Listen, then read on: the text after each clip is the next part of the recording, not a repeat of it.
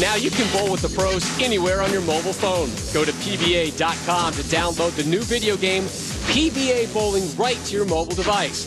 Test your skills against all your favorite PBA stars. We welcome you back to Six Flags Great America in Gurnee, Illinois. Rob Stone, Randy Peterson, Deandra Asbaden here with you. And Pete Weber did not win on the tour last season in what was an un-Pete Weber-like campaign. Randy caught up with him to discuss last season. Pete, you got into this event via the PBA selection. However, last season was a little tough for you. 4 shows, but no wins. What happened?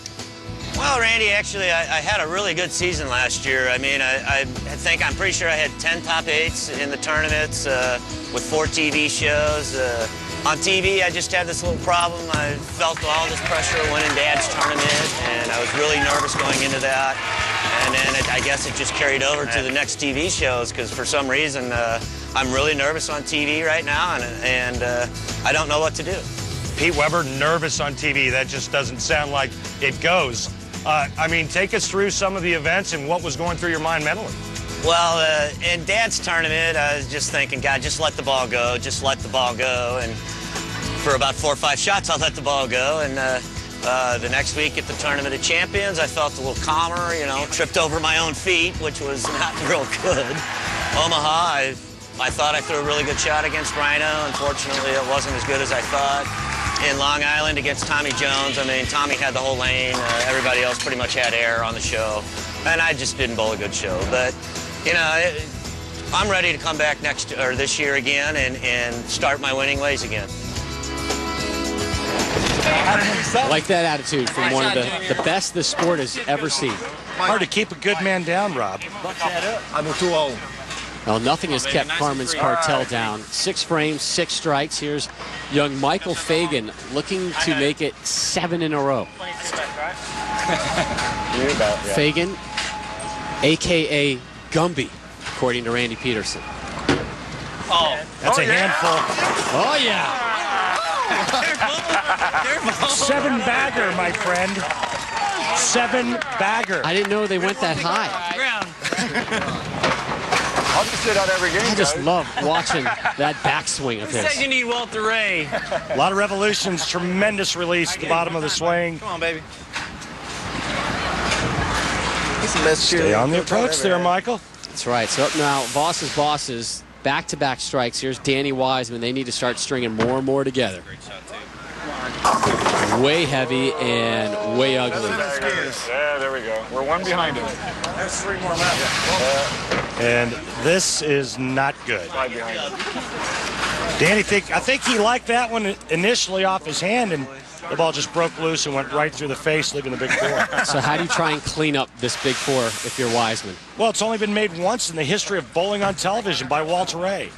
You got to throw it hard at either the 4-7 or the 6-10 and hope that a pin bounces out. No bounce out there. Keep it going. Keep it running. So the first There's 100,000 open right frame for either side, and this one comes in the 7th. Jason Belmonte, multiple member of the Australian national team, trying to make it 8 strikes in a row. We're hunting down a perfect game, perhaps. Come on, man. Yeah!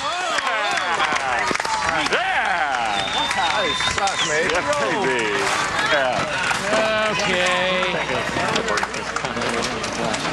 Coach Carmen loves it. Watch this. This is high flush. A lot of power there. The man that uses no thumb and 2 hands. And that's 8 in a row. Norm Duke, his effort in the 8th. Oh, oy vey. I mean, tough leave after tough leave for Voss's bosses.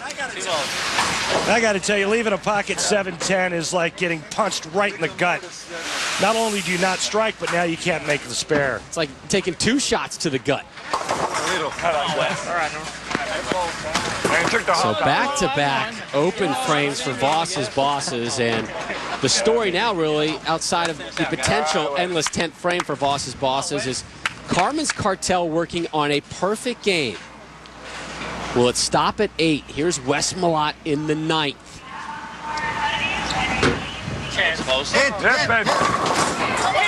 down!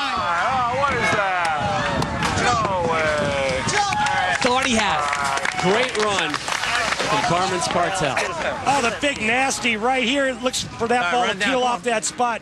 It comes in just a pinch light. But what a run. 8 in a row, 9 spare, looking good. All right.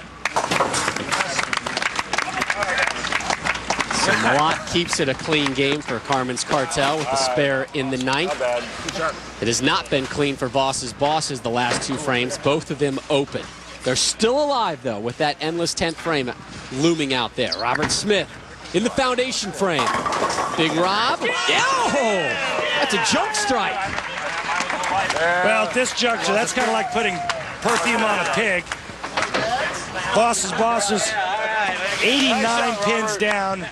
And look at this slop here. But Robert Smith's like, hey, you know what? I'll take it. And, you know, so would I. Absolutely.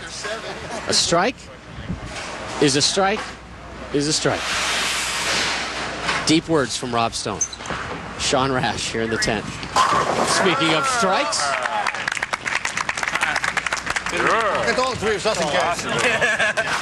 I don't know what Mika said, but 2 more strikes here. They'll shoot 279.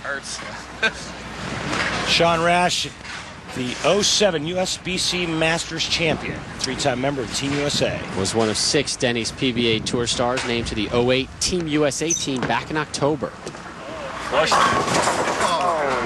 So there will be no endless 10th frame for Carmen's Cartel. Rash will step up to try and make this a spare in the 10th.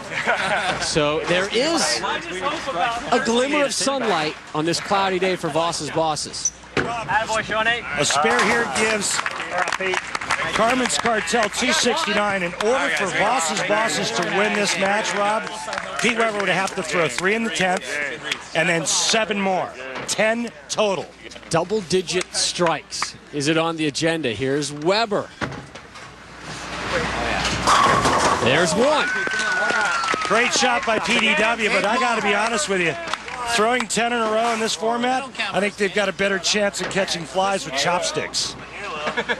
Man, you don't need money. You've made $1 million already. Suddenly just got hungry. So you're implying it's difficult to catch flies with chopsticks? Absolutely. Pay attention to it. You should try doing it with tweezers. I think I've only seen one guy do it, and that was Mr. Miyagi. He's good, though. Good, too. Help! 2 in a row. Petey looks over at his teammates and go, "Ye of little faith." That's right. Pete's work will be done here if he can get this last one in the 10th, and he'll hand it off to Michael Haugen Jr. And they'll go down the line to see if they can continue this string of strikes. You let go of your hand. Come on, Pete. Come on now. Come on now. Keep it going. They're going to sell. They're on the tour bagger. They throw a 7-bagger? 7-bagger. Help! That one needs help. And gets the help. Weber strikes out in the 10th. He got it. He got it. He thought he was me for a second. All they need is 7 more strikes in a row, and they can win this match 270 to 269. There's the rules of the endless 10th frame. Michael Haugen Jr.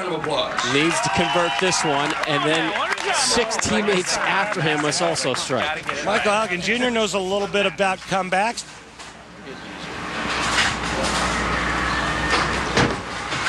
Like that. And now it's done. That is all she wrote for Voss's Bosses. They check out with a score of 200. Carmen's Cartel, after striking 1 through 8, ends up at 269.